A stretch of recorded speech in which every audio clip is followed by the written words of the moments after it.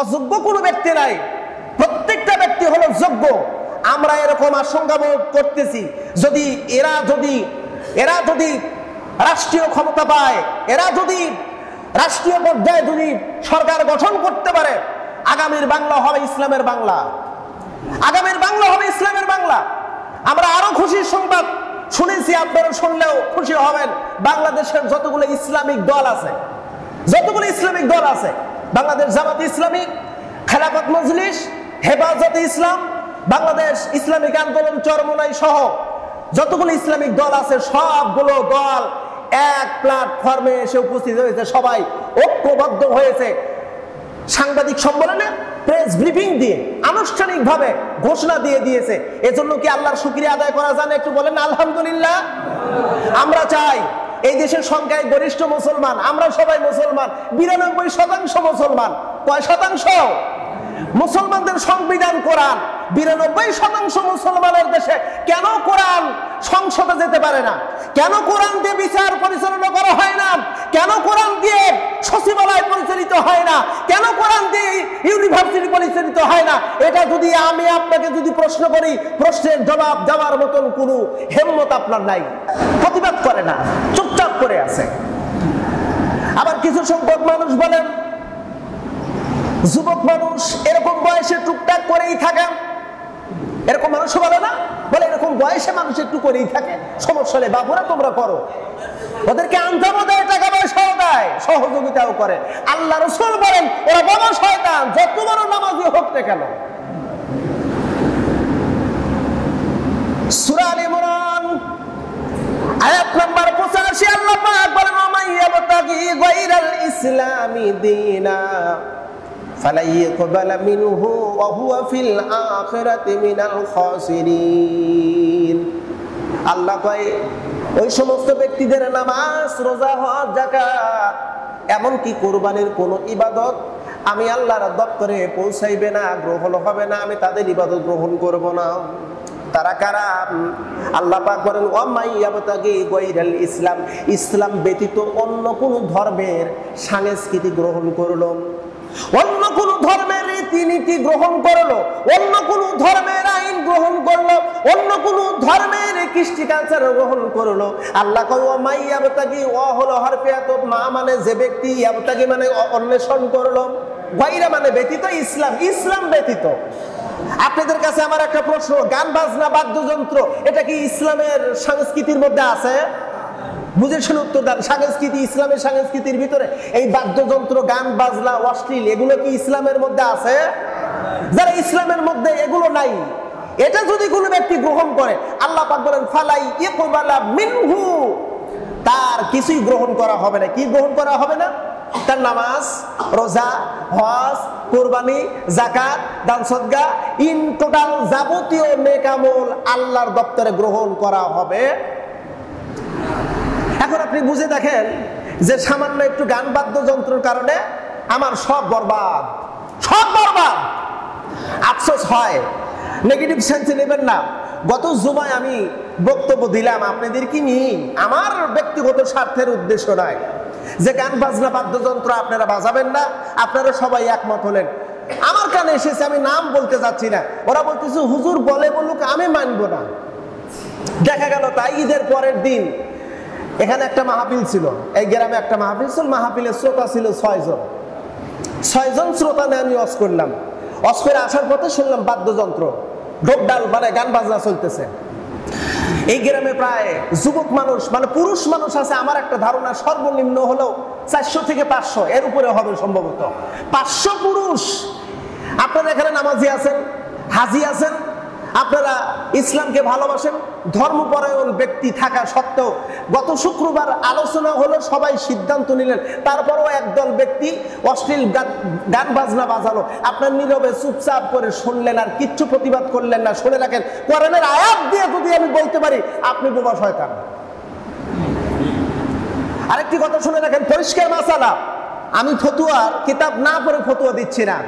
অশ্লীল গান বাজনা বাদ্যযন্ত্র যেখানে বাজানো হয়, সেটা যত বড় অনুষ্ঠানই হোক, ওই অনুষ্ঠানের খাবার যতই হালাল হোক না কেন, যে ব্যক্তি ওখানে খাবার খাবে তার জন্য হারাম হয়ে যাবে।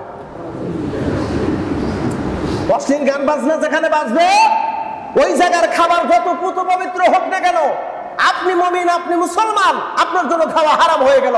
যেমনটি খাওয়া পূজা মণ্ডপে, অর্থাৎ ওই প্রতিমাদেরকে ভোগ দেওয়ার পরে, খাবার দেওয়ার পরে যেই খাবারটা, ওই খাবারটা যত হালালি হোক, হালাল খাবার ভোগ দেওয়ার পরবর্তীতে সঙ্গে সঙ্গে হারাম হয়ে যায়, তদ্রূপ হারাম ইসলামিক কার্যকলাপ করা হয়। ওই অনুষ্ঠানের যত খাবারই তৈরি করা হোক, ওই খাবার মুসলমানের জন্য হারাম।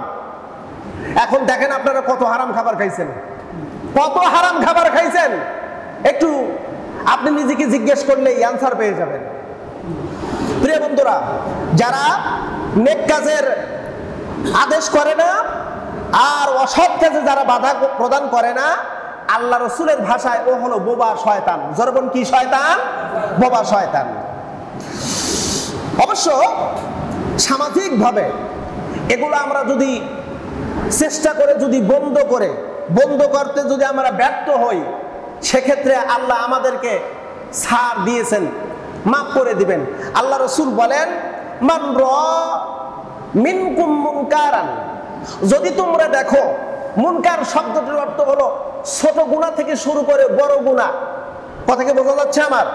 ছোট গুনাহ থেকে বড় গুনাহ, এটাকে বলা হয় মুনকার। দেখতেছো গরিহিত কাজ হচ্ছে, ফাল ইউগাইরুহু বিয়াদিহি, উল্টিয়ে দাও। অর্থাৎ যেখানে গান বাজনা হচ্ছে, তোমার হাত দ্বারা ওটাকে উল্টিয়ে দাও, প্রতিহত নয়, উল্টিয়ে দাও। গান বাজনা হচ্ছে, ওই জায়গায় কোরআনের মাহফিল বসায় দাও, ওখানে কোরআনের দার্স বসায় দাও। এটি হলো রাসূলুল্লাহর কথা। জরবান কার কথা? রাসূলুল্লাহর কথা। গান বাজনা হচ্ছে, ওটাকে উল্টিয়ে দাও। এখানে বলা হয়েছে ফাল ইউগাইরুহু শব্দের অর্থ হলো উল্টিয়ে দাও, গানের পরিবর্তে কোরআন লাগায় দাও, কোরআনের মজলিস সাজায়া দাও হাত দ্বারা। ফা ইল্লাম ইয়াস্তাতিই ফাবিলিসানিহি, যদি হাত দ্বারা যদি প্রতিহত, হাত দ্বারা যদি এই কাজটা করতে না পারো, তাহলে তোমার মুখ লাগাও। তোমার একা মুখ হচ্ছে না, সংখ্যায় গরিষ্ঠ হও, এবার মুখ দ্বারা ওটাকে উল্টিয়ে দাও। ফা ইল্লাম ইয়াস্তাতিই ফাবিকলবিহি, যদি তুমি হাত দ্বারা না পারো, মুখ দ্বারা যদি না পারো, ফাবিকলবিহি,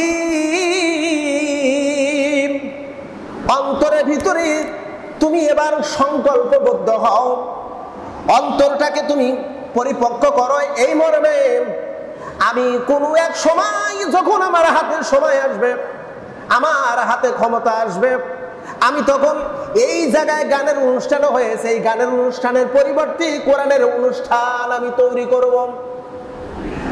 আল্লাহ রাসূল বলেন, ওয়াযালিকা আদআফুল ঈমান, এটি হলো ঈমানের দুর্বলতা। সবচেয়ে ঈমানের দুর্বল কাজ হলো অন্তরের পরিকল্পনা করা।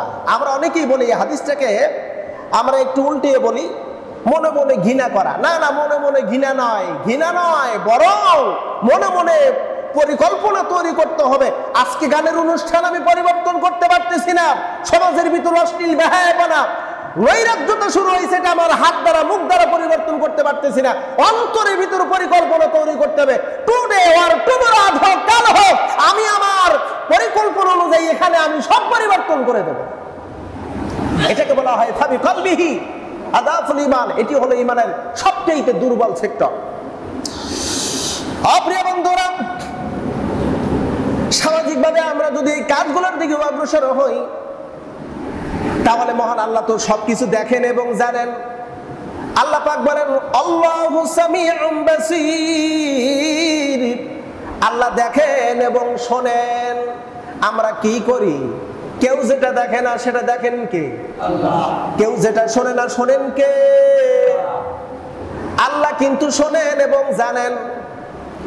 তবে সবচেয়ে বড় বিষয় হলো এই অশ্লীলতা, এই বেহায়াপনা, এই উলঙ্ঘনা, এই নৈরাজ্য, এই সন্ত্রাসী, চাঁদাবাজি, টেন্ডারবাজি, দুর্নীতি এগুলো থাকবে না যদি রাষ্ট্রীয় পর্যায়ে যদি বিল পাস হয়। আল্লাহ পাক বলেন, ইম্মাক্কান্নাহুম ফিল আরদ, আমার কোন গোলাম যদি রাষ্ট্রের দায়িত্ব পায়, কোন কওমের দায়িত্ব পায়, কোন কওমের সরদার হয়, রাষ্ট্রের দায়িত্ব যদি পায়, রাষ্ট্রপ্রধান যদি হয়, আমার কোন গোলাম, ইম্মাক্কান্নাহুম ফিল আরদ, আকামুস সালাম ওয়া আতাউজ যাকাত, এক নাম্বার নামাজ প্রতিষ্ঠিত করবে, দ্বিতীয় নাম্বার যাকাত আদায় করবে, তিন নাম্বার হলো আমারু বিল মারুফ, সৎ কাজ প্রতিষ্ঠিত করবে, এবং চতুর্থ নাম্বার অসৎ কাজ, যত নোংরামি গর্হিত কাজ আছে সবগুলোকে পরিত্যক্ত করে দিবেন, নিষিদ্ধ করে দিবেন। সৎ কাজের আদেশ আর অসৎ কাজের একদমই টোটাল সিল মেরে দেবে, আর চলবে না। অশ্লীল গান বাজনা আর চলবে না। আমার কোন গোলাম রাষ্ট্রপ্রধান যদি হয়, 4 দফার কাজ তার প্রাথমিক পর্যায়ে। জন্য কয় দফার কাজ? 4 দফার কাজ। 1 নম্বর নামাজ প্রতিষ্ঠিত করা, 2 নম্বর যাকাত প্রতিষ্ঠিত করা, 3 নম্বর সৎ কাজের প্রতিষ্ঠিত করা, আর 4th নম্বর অসৎ কাজ বাধা প্রদান ব্যাপারে এটা প্রতিষ্ঠিত করা। 4 দফার কাজ করবে। সামাজিক ভাবে তখন অলরেডি অটো বন্ধ হয়ে যাবে। যদি এখন টিওন অফিস থেকে যদি মাইকিং করে দেওয়া হয়, আমার তারাস থানার কথাই বলি, তারাস থানা থেকে যদি টিওনে যদি প্রত্যেকটা ইউনিয়নে গ্রাম পর্যায়ে যদি মাইক ছেড়ে দেয় আর এই মর্মে যদি ঘোষণা করে এখন থেকে এই মুহূর্ত থেকে আর কোনো অশ্লীল গান বাজনা চলবে না, যদি কেউ চালায় আইনত দণ্ডনীয় অপরাধ, প্রমাণ সাপেক্ষে ধরতে পারলেই মোটা অঙ্কের জরিমানা নতুবা জেল। বলুন তো, এমন মাইকিং যদি প্রত্যেকটা গ্রামগঞ্জে টিওন অফিস থেকে যদি টিওন অফিসের মাধ্যমে যদি প্রচার করা হয়, আর কি গ্রামগঞ্জের ভিতরে কোনো অশ্লীল গান বাজনার এরকম চলতে পারে? বুঝে শুনে উত্তর দেন, চলবে নাকি? চলবে না, চলবে না। তাহলে কি দরকার? দরকার হলো এমন একজন রাষ্ট্রপ্রধান, এমন একজন শাসক দরকার, যেই শাসক রাষ্ট্রের দায়িত্ব পেলে 4 দফার কর্মসূচি প্রাথমিক পর্যায়ে হাতে নেয়। এমন রাষ্ট্রপ্রধান দরকার আছে না নাই? কথা বলতে হবে, দরকার আছে না নাই? আমার মতন হুজুর হাজার হাজার বেটে খাওয়াইলেও এই সমাজের ভিতর অশ্লীলতা বেহায়াপনা দূর হবে না। আমাদের মতন হুজুররা হাজার হাজার বছর যদি ওয়াজ নসিহত করে, কাজ হবে না। কিন্তু রাষ্ট্রীয় পর্যায় থেকে যদি একবার আইন প্রণয়ন করে আর সেইটাকে যদি সাবমিট করার ক্ষেত্রে যদি গ্রামগঞ্জ পর্যন্ত যদি বাধ্যতামূলক করে দেয়, একবার করবে, একবার ঘোষণা দেবে, দেখা যাবে 1000 বছরে ওয়াজ করে যা হয় নাই, সংসদের 1 মুহূর্তে বিল পাস করে সেইটা মঞ্জুর হয়ে গেছে। এমন রাষ্ট্রপ্রধান দরকার আছে না নাই? রাষ্ট্রপ্রধান দরকার। রাষ্ট্রপ্রধান যদি ভালো হয় আর ইসলামকে যদি প্রতিষ্ঠিত করে, তাহলে দেশ সমাজ একটা জান্নাতের টুকরায় পরিণত হয়ে যাবে, জান্নাতের টুকরায় পরিণত হয়ে যাবে। আমরা সম্ভাবনায় পাচ্ছি, আলহামদুলিল্লাহ, আল্লাহর শুকরিয়া আদায় করি। বাংলাদেশের একটি দল অলরেডি কিছু নমিনি নাম প্রকাশ করেছে। যেই নমিনির ভিতরে আমরা দেখতে পেরেছি অধ্যাপক, যেই নমিনির মধ্যে আছে ওলামা হযরত, যেই নমিনির মধ্যে আছে ইসলামিক স্কলার, যেই নমিনির ভিতরে আছে উচ্চ শিক্ষিত ইঞ্জিনিয়ার, ডাক্তার, গবেষক, ওখানে ওই নমিনির ভিতরে প্রার্থীদের মধ্যে 2 টাকার নর্তকী নাই, 2-4টা ছক্কা মেরা 2-4 হাজার কোটি টাকা ইনকাম করছে এমন কোনো ব্যক্তি নাই, অযোগ্য কোনো ব্যক্তি নাই। প্রত্যেকটা ব্যক্তি হলো যোগ্য। আমরা এরকম আশঙ্কা বোধ করতেছি, যদি এরা যদি রাষ্ট্রীয় ক্ষমতা পায়, এরা যদি রাষ্ট্রীয় পর্যায়ে যদি সরকার গঠন করতে পারে, আগামীর বাংলা হবে ইসলামের বাংলা, আগামীর বাংলা হবে ইসলামের বাংলা। আমরা আরো খুশির সংবাদ শুনেছি, আপনারা শুনলেও খুশি হবেন। বাংলাদেশের যতগুলো ইসলামিক দল আছে, বাংলাদেশ জামাত ইসলামী, খেলাফত মজলিস, হেফাজতে ইসলাম, বাংলাদেশ ইসলামিক আন্দোলন চরমোনাই সহ যতগুলো ইসলামিক দল আছে, সবগুলো দল এক প্ল্যাটফর্মে এসে উপস্থিত হয়েছে, সবাই ঐক্যবদ্ধ হয়েছে। সাংবাদিক সম্মেলনে প্রেস ব্রিফিং দিয়ে আনুষ্ঠানিকভাবে ঘোষণা দিয়ে দিয়েছে। এজন্য কি আল্লাহর শুকরিয়া আদায় করা জানে? একটু বলেন আলহামদুলিল্লাহ। আমরা চাই এই দেশের সংখ্যায় গরিষ্ঠ মুসলমান, আমরা সবাই মুসলমান, 92% মুসলমান। কয় শতাংশ? মুসলমানদের সংবিধান কোরআন, 92% মুসলমানের দেশে কেন কোরআন সংসদে যেতে পারে না?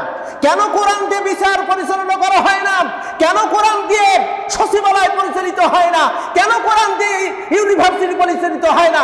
এটা যদি আমি আপনাকে যদি প্রশ্ন করি, প্রশ্নের জবাব দেওয়ার মতন কোনো হিম্মত আপনার নাই। কারণ আপনি দুর্বল, আপনি চান নাই ইসলাম দিয়ে দেশ সমাজ পরিচালিত হোক। তবে এই কথা পরিষ্কার, একজন ব্যক্তি 5 ওয়াক্ত নামাজ পড়ে, হজ করেছে, ইবাদতের কোনো ত্রুটি নাই, কিন্তু ইসলামী সমাজ ব্যবস্থা চায় না, আল্লাহ রসুলের ভাষায়, আল্লাহর ভাষায় ও হলো মুশরিক। ও হলো মুশরিক। দলিল যদি নিতে চান, দলিল নেন সূরা সাফফাত আয়াত নাম্বার 10।